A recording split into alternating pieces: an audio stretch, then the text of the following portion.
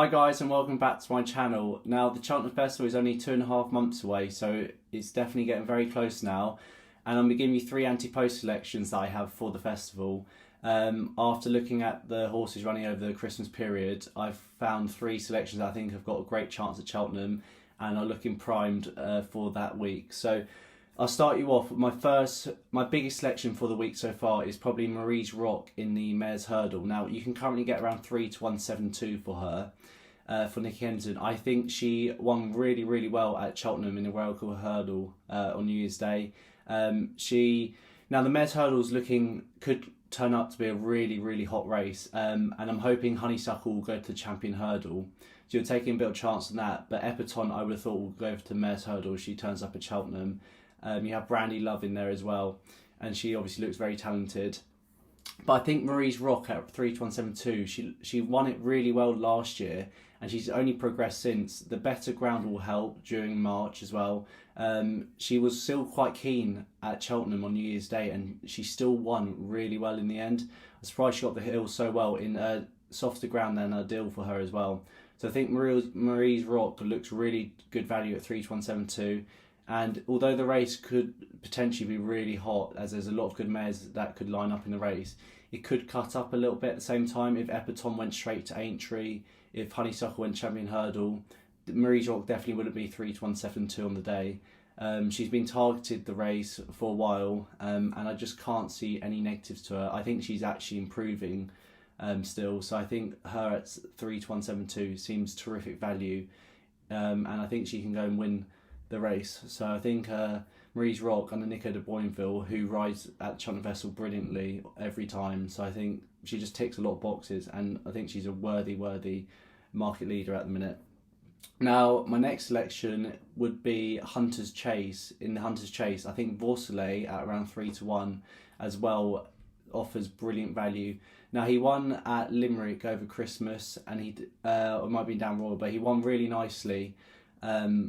He was really game. He only just got back up on the line to beat Dorking Cock, and I think he just seems like a really progressive type, and the connections do really well in Hunter's Chasers.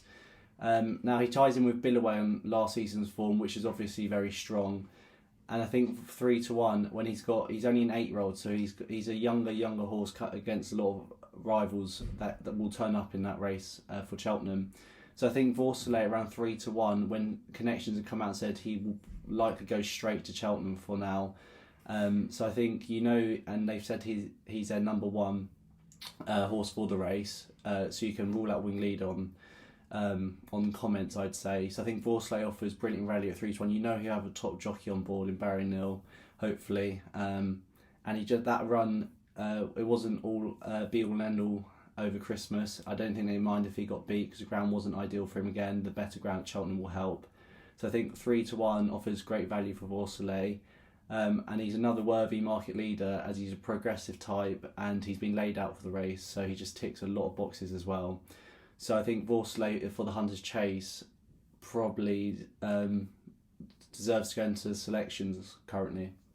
Now my final selection, anti-post selection for this episode, is Blue Lord for the Champion Chase. Now, yes, you have Energumene and Edwardstone at the top of the market, but I think Blue Lord offers unbelievable value at 7 to 1. Definitely back him each way because Energumene could be hard to beat, but I do really fancy him to reverse form with Edwardstone on last year's Arkle run. Now, Energumene and Edwardstone are both older types, they're not young horses, so I think they're both 9 now. So they haven't got age on the side, where Blue Lord's, I think he's a year younger, he's only 8 now. So I think he's just maturing at the perfect time in his career. What he did at Leopardstown was, I thought, really worthy of being shorter than 7 to 1. His performance was no difference to Edwardstone beating Grantine at Sandown, I'd say, and those 2 runs are far better than what Energumene's done this season. Energumene has every right to be odds on. I just would take him on just purely on price point of view. You could even back Blue Lord without Energumene, but I do think Blue Lord will reverse form with Edwardstone this season, Champion Chase, and Edwardstone's coming off a fall, which is not ideal. But I think the race, the Champion Chase, usually how it's run, will really suit Blue Lord, who will sit held up off the pace. it will help him settle as well because he can be keen, but the strong pace will help with that.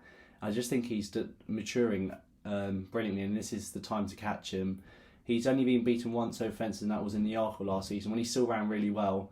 But I just think Blue Lord offers terrific value at 7-1 in a race where the front three will probably be the front three on the day, barring any mistakes. So I think Blue Lord at 7-1 is a great each way bet right now, as I can't see him going off an each way price on the day, as he seems the obvious second choice to me.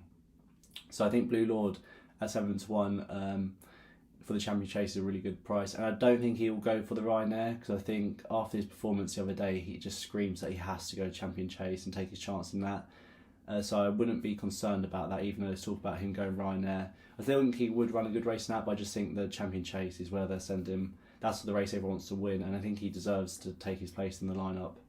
So they're my 3 anti-post selections for this episode for the 2023 Cheltenham Festival. My daily horse racing tips, I was plus 127.5 points I finished in 2022. So it was a terrific year last year. If you are interested in getting my daily horse racing tips, just go to my website and sign up. It's only £20 a month, so hopefully I can get you some more winners this year. And if you have any questions, please let me know, and watch out for, and make sure to subscribe, as there'll be more anti-post tips coming on Cheltenham over the next coming weeks. So thanks for listening, and I'll see you all next time.